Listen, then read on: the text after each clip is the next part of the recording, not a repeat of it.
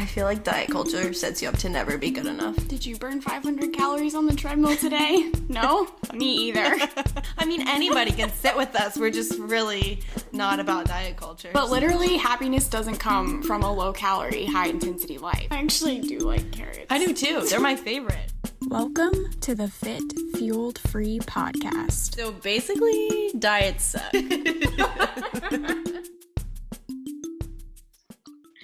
Hey guys, welcome to episode 45. I'm Danielle. And I'm Jenna. And today we're doing another quarantine chats to talk about some of the things we've been up to, how we're getting through this time, and some things that we have come across in the past week or so that we thought might be of interest to you guys and relevant to this time of year. So I will start with this segment from Brene Brown's book that I've mentioned a few times now. I thought it was just me, but it isn't. There's a lot of reference to some issues that we talk about in our Fighting with Diet Culture. And the couple pages were on invisibility and how we use anger and blame as protection from shame, so that we're not exposed. So she was teaching a graduate social work course on women's issues, and she would dedicate a class to magazine day, quote unquote. So she would have students bring in copies of their favorite fashion magazines and then have scissors, glue, and construction paper. So they were supposed to flip through and cut out images of their ideal looks from everything to do with their actual body parts to clothes, jewelry, hair, makeup, things like that. And then at the end, she said that there would be women cut up into these tiny pieces, put together to be these ideal images. So if her arms weren't the right size, but the legs were, the student would put that together. So the next assignment was to find and cut out images from the magazine that looked like them. So pictures that closely represented the way they look and their actual body size and shape. Including the clothes they were wearing that day, what their hair was looking like. And she says that after about 15 minutes, the kids, students, become frustrated and they stop searching. So some of them had a pair of shoes or a similar hairstyle, but that was it. And she would ask a question, where are you? You pay for this magazine, you love it, where are you? And so the answer, she says, is potentially shaming, but we're not often there because we don't matter in that culture. And the further that you get away from the ideal, which is young, beautiful, white, fine features, sexual, thin, looking childlike, wealthy, seductive, needing to be rescued, confused, or in danger, those are her descriptive words, the less that you matter. Wow. So then she asks, how does being invisible make you feel? And the vast majority of women started to blame themselves and say that they're invisible because they're not good enough or they're invisible because they don't matter. So then she brings up the idea of critical awareness so that they can start thinking about how they're blaming themselves, and that's a shaming and destructive behavior. So basically how feeling invisible is about disconnection and powerlessness, she says. When we don't see ourselves reflected in culture, we feel reduced to something so small and insignificant that we're easily erased from the world of important things. So there's, I just thought that spoke volumes, and I texted it to Jenna when I read it, because we frequently talk about that kind of stuff outside of the podcast too. And I guess it makes me very emotional because every woman that we know, including ourselves, have had struggles with our body image. But Jenna and I almost fit a lot of those categories of of the ideal, and we're still struggling. And so it's like we've talked about, the further and further you become disconnected from that ideal, the worse our culture treats you. And that's that privilege and the stigma. And it just, to have that as an activity, like that had to have been so difficult for everyone involved to do that if you don't see yourself represented. Yeah. But honestly, like in so many magazines, unless even if you're not wealthy, right there, you're gonna not be able to identify yourself. Yeah. Because typically that's the kind of stuff, it's like $600-700 to, thousands of dollars pieces of clothing, and then they're like, oh, you can get this for, a third of the price or whatever, but it doesn't even necessarily look the same.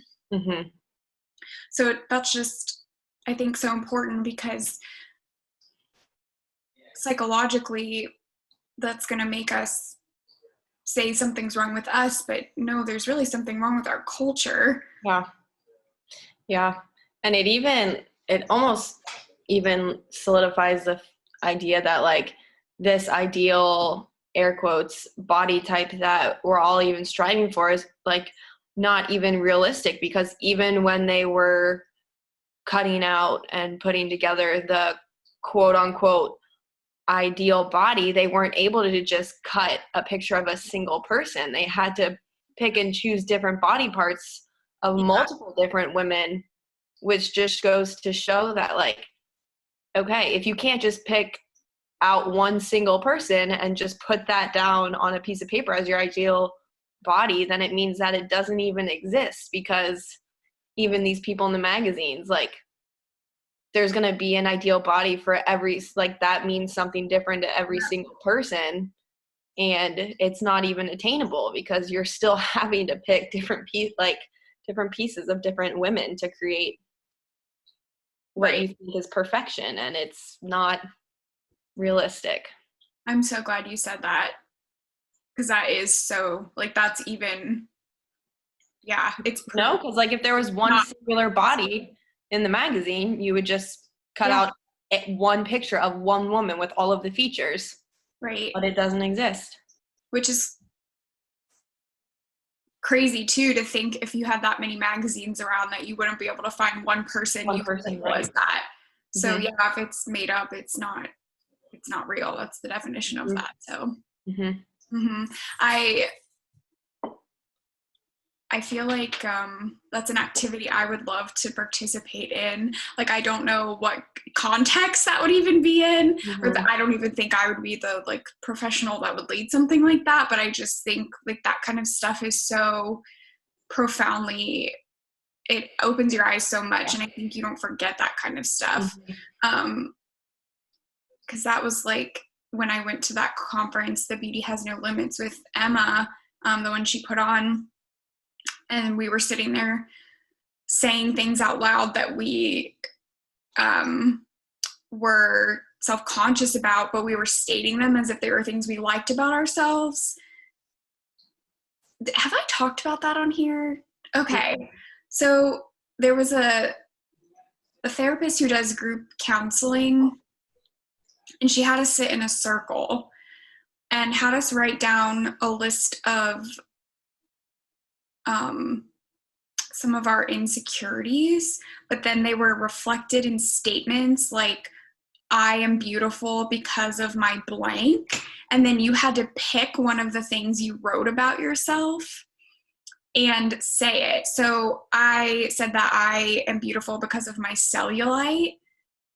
And it felt really wrong to say that. And I don't think her point was to be like, oh, just like love yourself as you are, but to just prove how much we like don't want to point that stuff out about ourselves, but we can't really get rid of that stuff. So it's like, why are we hiding from it? And a couple women mentioned it, but afterwards she asked like how everyone felt, and someone pointed out that they like wish that they had picked something different to say, because there was definitely like a divide between what was talked about. Like some of them seemed way less offensive than others. And so we went around the room again. And it just was a little bit more powerful that time. I think everyone was kind of protecting themselves a little bit more. But you know me, I'm just like balls to the wall all the time. I just was trying to make a point. So I said that, and I think that it was like a little bit more aggressive than a lot of people were interested in doing. But then it was kind of like when you have that safe environment, you can start to say that stuff a little bit more. So it was such a great activity that therapist led. And it was just very like, it sticks with me. Yeah. Just the way that we talk about ourselves. So I just thought that was so great. I can't believe some of the content that's in this book I'd never really like heard a whole lot about before. And just the way that we blame ourselves for not looking like people in a magazine. Like I really don't know how we got there. Yeah, I think society, they profit off of insecurities. Right. And absolutely. so that's like how they make money, is by feeding off of our insecurities and making us want to change our bodies. And like even like the fad diet companies and programs, Sure. they pick a target and they attack it, and they do it in a way that puts makes you feel shameful and makes you think you have to buy their product in order to fit in or to reach said outcome, which will then make you happy and then make you the ideal. Yeah. But it's false and empty promises. Right. And that's like so frustrating that we're not like born knowing how to decipher if something is marketing or it's truth, because oftentimes even truth is covered up with something to make it look like a shinier, nicer package for profit, but it's really hard to distinguish that stuff. And I think magazines, like we've talked about that from the very beginning. That was one of our first things that came to mind. I feel like they're just so toxic. Yeah. But they're fun to look at when you're not like, when you're just trying to pass some time and not really like take it in too much. But the second that you start to process the content, whether it's because you're comparing yourself or because you're like, well, this is ridiculous kind of thing, then it gets to be very like heavy material. And I feel like when I see the magazine racks at stores now, I'm just like, really? Is this what we're doing? Yeah. But then I guess a lot of social media is that representation is kind of taking hold there. So it's just like a different form is becoming a little bit more prevalent. But we're in front of Instagram, social media all the time. So it's even worse almost. Yeah, probably. Because the magazine's like, it's a one and done. Typically you flip through it, you're finished with it. But Instagram is a constant new feed. You don't wait a month for a new edition. It's literally swipe and you've got brand new content. So it is just interesting. And I think that it can definitely be kind of overwhelming and almost depressing to like face that reality. But I try to like look at it as being empowering, because with the more knowledge of that kind of thing, the better we can arm ourselves against it. Yeah, absolutely. I'm curious your thoughts on this, like with the Sims, like your ability to change their bodies so much. I've actually had like a lot of internal conflict with that, because I realize that I have definitely a bias towards a certain look. And I'm like, why do I care about that? Because this is a fictitious, it's not real. And so I've had to question a lot of my thoughts and like purposefully like pick things that were different from my body to like tell myself like, oh yeah, like you believe that, but then you're challenged with it and you have like, I felt like an internal resistance. Mm-hmm. So yeah, it's like practicing real like that message. Yeah, it is definitely an eye-opener and like a personal challenger, I would say.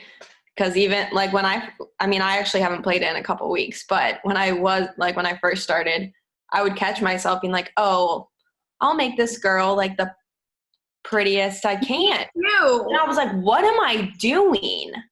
Yeah. Like, I was like, what? It was almost like this subconscious desire of like, oh, well, I can't look like this or I can't have these clothes, so I'm going to make this fictitious character have it.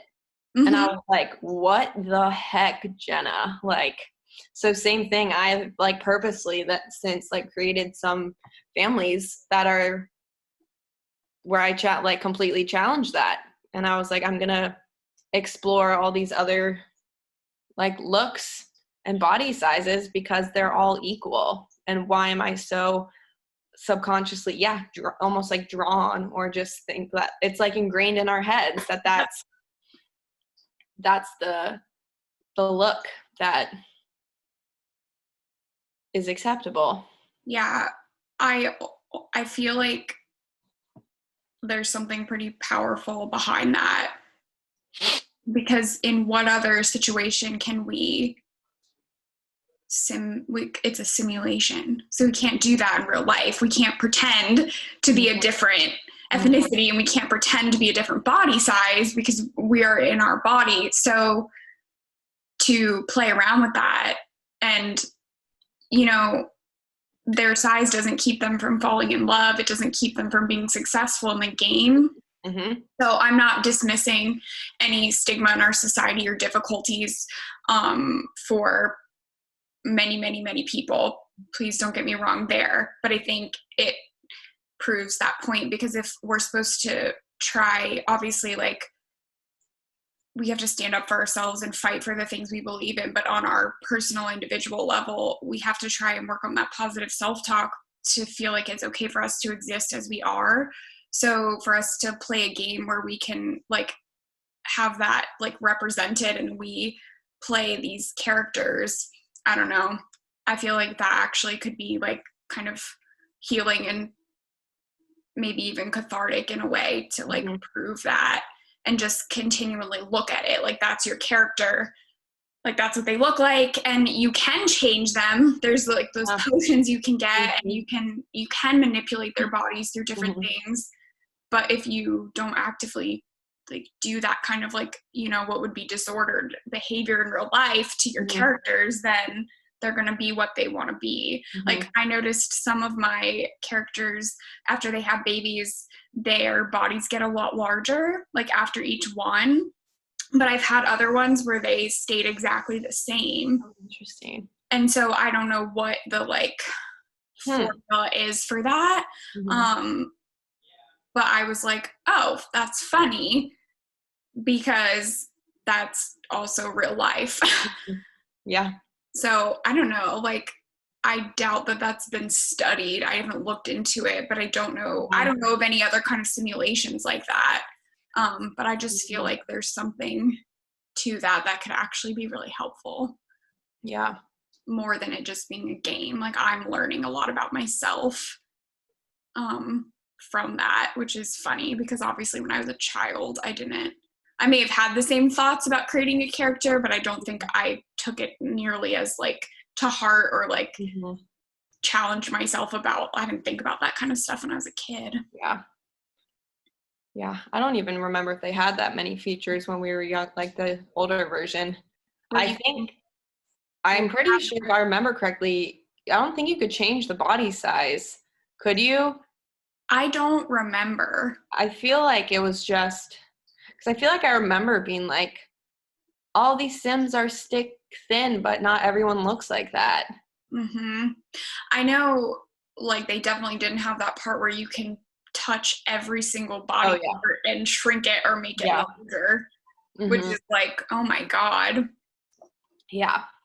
Which, yeah, it's a lot of the ways that you can make them look wouldn't even be possible without some kind of like plastic surgery or whatever procedures to be done.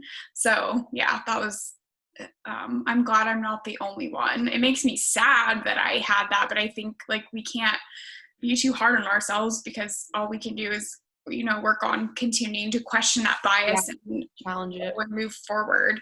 But I never would have thought that that kind of thing would teach me a lesson. Like, it's just a game. And it's like, well, actually, that's cool. Yeah, like purposely trying to make people different. But they all can live happy in their own little world. So how many families have you created now? A couple, like several different ones. I have 2 separate games now because I was starting to get like, it was getting too much to like manage everything in one. Yeah. So I have 2 separate games, but that's so funny. I play with like 3 or 4 different different houses, but a lot of times it's like the kids that grow up and then I move them. Yeah. And I keep the parents alive forever because I don't want them to die. That's awesome. So yeah, who knew what you could learn from The Sims for $6? Yeah. Good investment. I think so. So you want to talk about your thing? With fashion. Yeah. So this past weekend, I texted Danielle. I don't remember was that Saturday? It was either Saturday or Sunday. Might have been Sunday. And I don't like really have a solution for this scenario. It just was brought to my attention and it frustrated me. And we haven't talked a ton about it, I don't think, on here. But I went to the mall because the malls opened up in our area, or at least one of the malls. And I was like, I need to feel like a normal person and like go out and like go somewhere. And I also have been needing new shorts, like jean shorts. So I went to a store, and long story short, I ended up having to make 3 trips because you can't try on any of the clothes there. Like the dressing rooms are closed because they don't want people coming in and out. So they're like, you can return stuff as much as you need to. We understand it's like an inconvenience, whatever. So I ended up having to go. I went Friday the first day, came home, tried the pair of shorts on, went back Saturday, exchanged them, came home, didn't fit, went back Sunday. And then finally found a pair. But like I texted Danielle because I was super frustrated because I was like, not the fitness. I'm so used to saying fitness. The fashion industry literally, and I know there are people who are trying to challenge it, and I'm so glad that there are companies like and brands who like are on board at like the health at every size and like creating clothes for like all different kinds of bodies. But still, like in general, the fashion industry seems to only cater to, again, this like ideal, air quotes, body size. And I just left the store feeling super discouraged because I couldn't find a pair of shorts that fit me right. Because I have had like bigger legs, bigger soccer muscular thighs my whole life, except for like a time frame when I was like the size of a baby carrot before my wedding. I had no problem fitting, whatever. Anyways, but like my natural body shape, like I just have a lot bigger thighs. And so I was getting so frustrated and having to return the shorts because both Friday and Saturday when I got home, I went to put the shorts on. They were like squeezing my thighs to the point like it was uncomfortable and I couldn't wear it. Yet around my waist, it was either it fit well or it was like slightly loose. And so I was pissed off because I was like, why can't they make and that's been my problem like my whole life with jeans, shorts, whatever. Like because of my build, it's really hard to find shorts and pants that fit my thighs, but then also fit my waist. So it's either like incredibly tight on my legs and it fits my waist, or it fits perfect on my thighs, and then there's like a 2-inch gap between like the button and my actual like, you know, my stomach, like it's swimming. And I know, I don't know. I was just I was like, the fashion industry makes clothing for women who, are this like what society says is like an ideal body type, doesn't really cater to women with curves or just like bigger bone structure, or those who like don't have like 10% body fat, you know. And I don't really, I don't have a solution, but it's just a frustration that I'm sure there's so many people who can relate, because I was almost at the point where I was like, screw it, I'm not even gonna buy shorts. Like, I'm just not gonna wear them if I can't find any that like fit me and like make me feel comfortable. And it wasn't even necessarily like, I mean, they didn't look good, but also I was like, the fact that I can't find a pair of shorts that like I feel comfortable in, I was like, that's just unacceptable, like from our society, that like, it marginalizes bodies that if you're not this like ideal body type, then it's going to be harder for you to find clothes. And that's not for me. And I'm not trying to make it sound like, because I know there are like other body types and they struggle way more with that than I do. But just to like say to those who experience that, like, you're not alone in that, and it sucks, and it pisses me off, and it should piss you off that we're not better in that. Right. Yeah, I feel like I really like how the Loft, and they finally have their plus size line now, but they have the 2 different fits of pants, whereas a lot of stores you go to, that's not a thing, it's a size. So like certain cuts of clothing may fit differently, but it's kind of like a free-for-all trying to figure out what may fit, because for me, it's not as much my thighs as like my hips are much wider than my waist. And so a lot of dresses and skirts and certain cuts of shorts, like, I could put a lot more of me in my stomach, but I can barely get in it in my hips. And it's like, like, who is this supposed to fit? Even if it's in a super small size, like if you're not, I used to be that way when I was like a teenager, in my 20s, my body changed a little bit. And so it was like, oh, well, this is complicated. And so it's just trying to, certain skirts would work and certain dresses would work and certain shorts, but it's not all of them in the same size, which is super like, it is irritating, because then when you try something on, it doesn't fit, especially when you have to bring it home and then it doesn't fit, or you order online and then it doesn't fit, and then it's like, oh my gosh, now I have this additional hassle of having to return this item. It like compounds it. So it just, like, we blame it feels like I did something wrong to not fit the clothes, because that's what exists. And it, like, to, you know, Brene Brown's point too, it's like, we're making ourselves to blame for the problems that our society is presenting. And that just like freaking sucks. Absolutely. So I don't know what the issue is there. Like, I think when Emma came on and was talking about how so many of the models are teenage girls, I'm not saying all teenagers are thinner, but our bodies are way different as teenagers typically than they are when we're older. But that's not true for everyone or for every like ethnicity. I know that. But if there's a certain body type that they're modeling those clothes for, and it's not even like age appropriate, so it's just very complicated. So I guess like, there is no current solution to it other than trying to find the places. But I get like reminding ourselves that it's not us, like there's nothing wrong with our bodies. And I think I like that you're expressing your frustration on it and like talking about it, because I think that's important.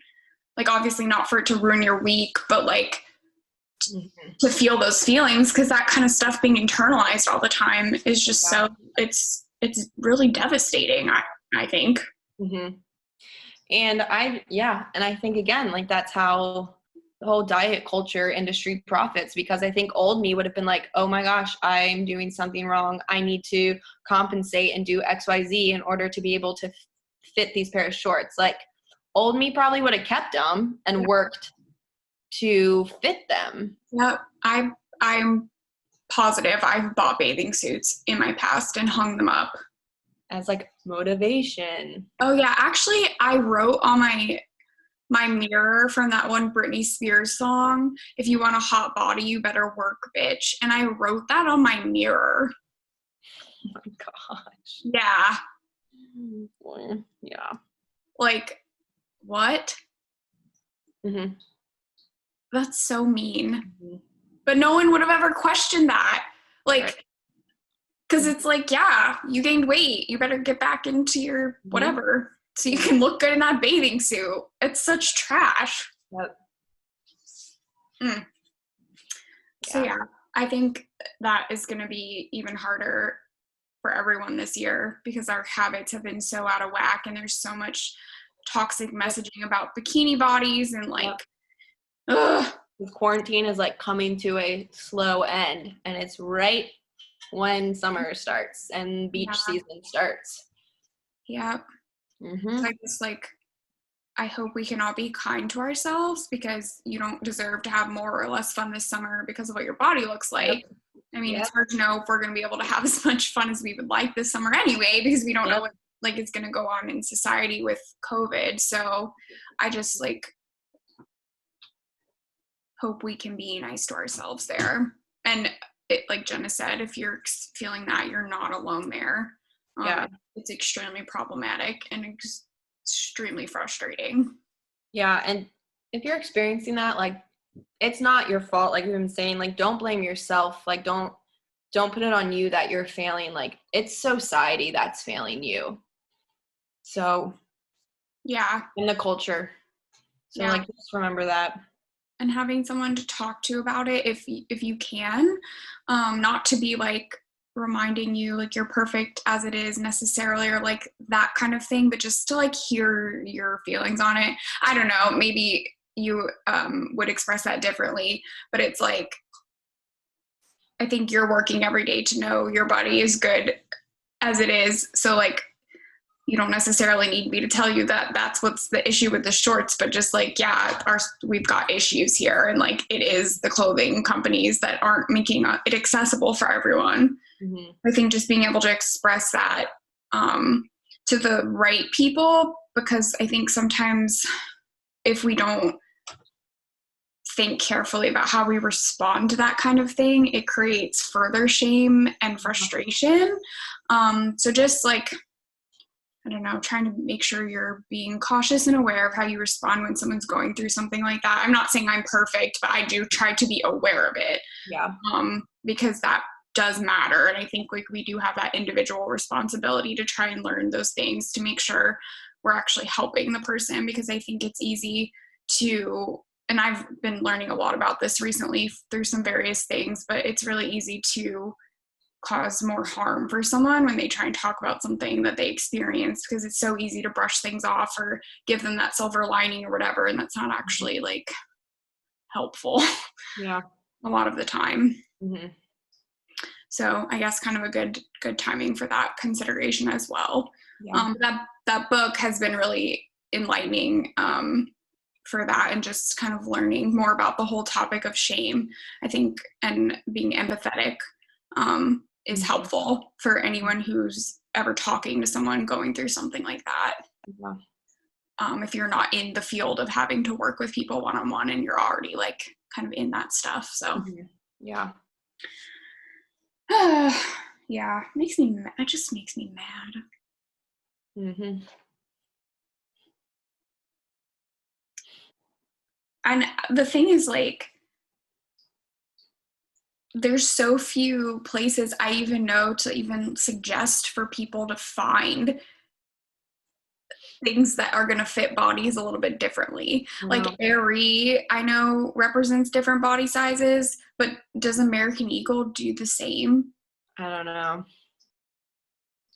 Because I feel like their clothing in particular is some stuff I've had like the worst like fights with. And I'm like, maybe I just shouldn't shop there because I'm not a teenager anymore. I don't know. I'm like, maybe that's just not a store for me anymore because I've had so many issues with their clothes. But I just think they have, like, for summertime especially, I just love some of their cute pieces. And it's just like, ugh. But I know on Aries end, there's different body sizes being represented. And then, like, Cupshe, I've heard, I haven't bought clothes from them, but is a pretty size inclusive bathing suit company. There's so many of them popping up everywhere. I feel like I get so many ads on Instagram. Bathing suit company. Yeah. Mm-hmm. And then, of course, Emma's brand Evolve, we know. She did something really cool the other day and had, like, a fashion show in her stories for the company and had, like, different body sizes trying on clothing. And it was really cool because some of the pieces were on very, very different body types, but they looked great on both. And that's such a rarity. Yeah. Because it has to really purposefully be done that way for that's the powerful. clothes to work forever, like, for the body type. So it's like... Yeah. But I can't even think of that many places that it's not all just the same. Yeah, I know. I can't either. So that's what I've always relied on, is just, like, trying to look for different cuts of the same size, because the styles would be different, or will be that one pair of pants or shorts in the pile that's, like, a little bit different than the other ones. And that's what ends up, like, fitting a little bit better than some of the other things. Yeah. So yeah, that is something. Any interesting cooking adventures? I made buffalo chicken stuffed sweet potato last night, and that was pretty adventurous for me. That sounds good. Yeah, it was really easy. You just put chicken and, like, hot sauce and coconut oil. It's like some mixture, but super simple, that you, like, put in the microwave to, like, heat it up, and then just pour it over chicken in a crock pot and let it cook. And then you, like, bake a sweet potato and put it on top, and then, like, top it with whatever you want. That sounds so good. It was pretty good. I made a homemade pot pie. Oh, fancy. It was like a casserole more, because I don't have enough ramekins to make individual ones like it was supposed to be. But it was pretty good. I think Matt liked it more than me, because that style of cooking, like, it has nothing to do with the, like, context of the ingredients. That isn't my favorite thing. Yeah. But it was fun to make something just completely different. I'm gonna make some firecracker tofu. Oh. It's supposed to be spicy, but different ways of marinating it always make it so much more delicious and tolerable. Because I actually really like tofu, but it's hard for Matt. He doesn't like it unless it's flavored really well. So I've been trying to explore it, because it's so, like, I don't love working with meat, and I don't always enjoy eating it. And so it's such an easy thing to press and prepare. It's just like, if you don't cook it right, it's not so palatable. Yeah, I'm not a fan. Gotcha. But maybe I've never had good quality. I don't know. Maybe it's just the kind I've had. Possibly. But yeah, I mean, it's fair if you don't like it. Like, I can understand why people don't like it. But I'm curious to see how this recipe comes out. Should be pretty good. We're making it tonight. I don't know. We're also gonna have tortellini with Alfredo sauce. That's our other thing left for this week to make. So I don't know which one we're gonna pick for tonight. Yeah. So we'll see. Yeah. Yeah, that's it. We haven't really been doing, I'm trying to think what we did last week for food, but we're doing burger bowls tomorrow night, and we've never really done that before. It's just like taking a burger and, like, it's like a deconstructed burger, essentially, without the bun. That's cool. Oh, how did Landon's birthday go? Oh, it went really well. It went really well. He said it was, like, one of his best birthdays. Aww. Which I was like, are you just saying that? He's like, no, it was like, I'm a big birthday person, so I feel pressure to, like, go over the top. And he's just very, like, simple. And so this was more simple and, like, lower key than normal, I guess. Okay. He's like, that's me. I was like, okay, if you say so. Aw. But yeah, it was fun. It was good. And we had a nice day, so we were able to like get outside. That's good. I was watching your stories because I was very excited to see, but I figured our listeners would want to hear. Yeah, it went well. We were whispering about it last time. Uh-huh. Oh yeah, that's right. 'Cause it was, it was a week ago tomorrow. Yeah. Any other updates on your end? I don't think so. Pretty status quo over here. Yeah. Well, shall we wrap up? Yeah. Okay, well, thank you guys so much for listening. Our usual ask, if you could please give us a rating and review and subscribe on iTunes, helps us to reach more listeners. You can find everything that we've got going on in our updates and posts on our shared Instagram page at Fit Fueled Free, and my personal page is D Marlia L, and Jenna's is Jen F Fit. And you can also reach us at our shared Gmail account, fitfueledfree@gmail.com, for any questions, comments, or concerns. And again, we are uploading our episodes to YouTube since we're doing Zoom recordings, so you can watch them there if you would like. And that's that. So have a great rest of your day, and we will talk to you next week. Bye.